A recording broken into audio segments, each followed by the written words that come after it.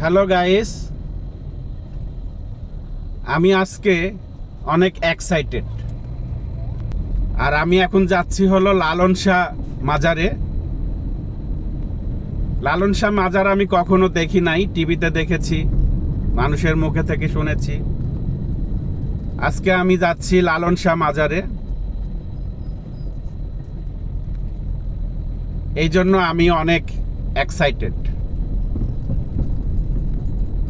তো বন্ধুরা দেখুন, এইটা হলো মেন রাস্তা, ঢাকা আরিচার মেন রাস্তা এইটা।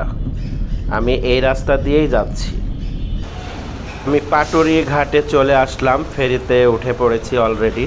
দেখুন ফেরিটা অনেক ফাঁকা, একদম ফাঁকা ছিল। আমি ফার্স্ট টাইম উঠেছি, আমার পরে একটা বাস উঠেছে।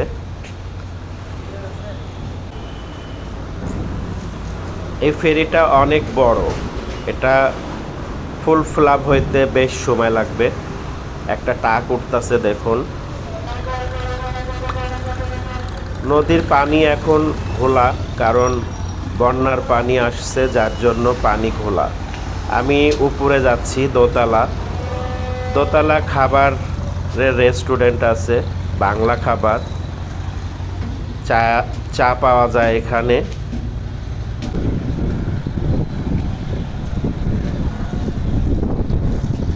লোহার সিঁড়ি, একটু সাবধানে উঠতে হয় উপরে। আমি একটা ছোট্ট নৌকা দেখাচ্ছি, দেখুন পাল উড়াইছে নৌকাতে।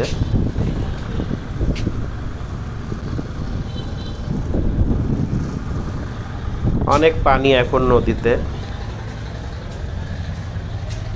প্রচণ্ড বাতাস ছিল। আমি দোতলা চলে আসলাম, এটাই হলো খাবার হোটেল। আলু ভর্তা নাই তোমাদের কাছে? এখানে ইলিশ মাছ পাওয়া যায়, আলু ভর্তা, ডাল, এই তিনটা আইটেমই থাকে। পাশে চায়ের দোকান আছে। নদীটা দেখুন, অনেক দূর থেকে আমি ধরেছি।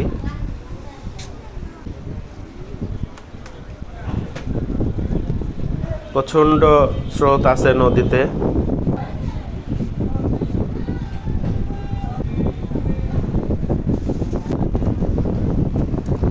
মাঝে মাঝে এরকম ট্যুর দিতে ভালোই লাগে আমার।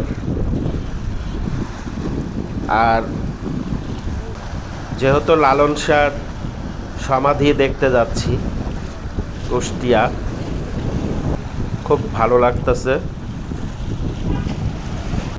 আমি কিছুক্ষণ পরেই লালন শাহর যে শাখা রাস্তাটা আছে, এই শাখা রাস্তাতে ঢুকবো।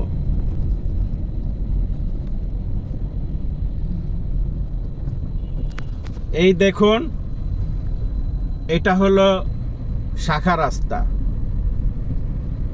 মেন রাস্তা থেকে হাফ কিলোমিটার ভিতরে।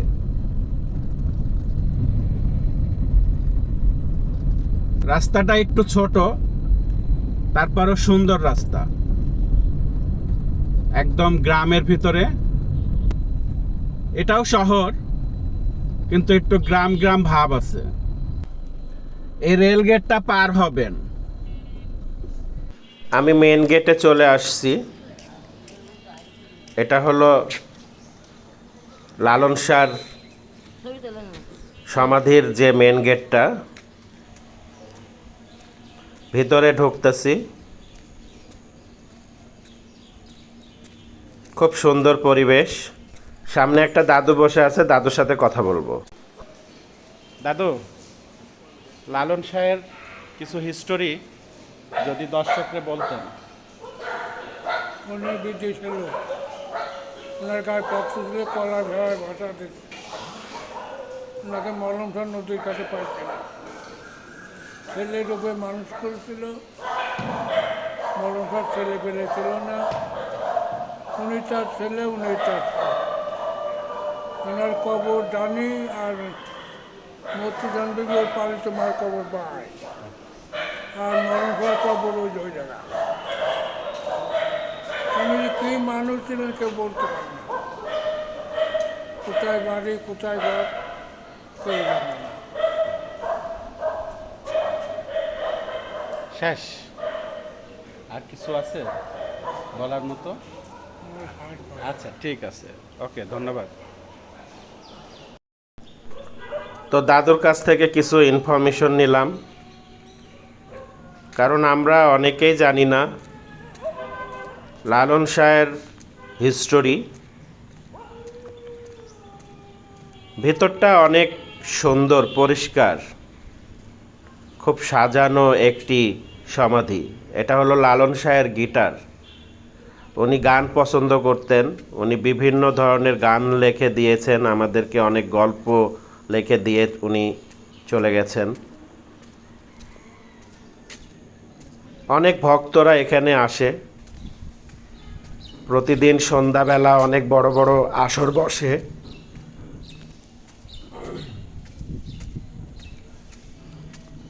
বৃহস্পতিবার অনেক গান বাজনা হয় এখানে।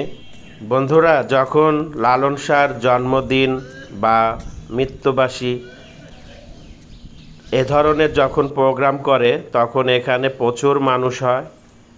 বিভিন্ন দেশ থেকে এখানে আসে সেই প্রোগ্রামগুলো দেখার জন্য। তো বন্ধুরা, আমি আপনাদেরকে যত কিছুটা দেখানোর চেষ্টা করলাম। কেমন লাগলো জানাবেন। ভালো থাকবেন, সুস্থ থাকবেন। আল্লাহ হাফেজ।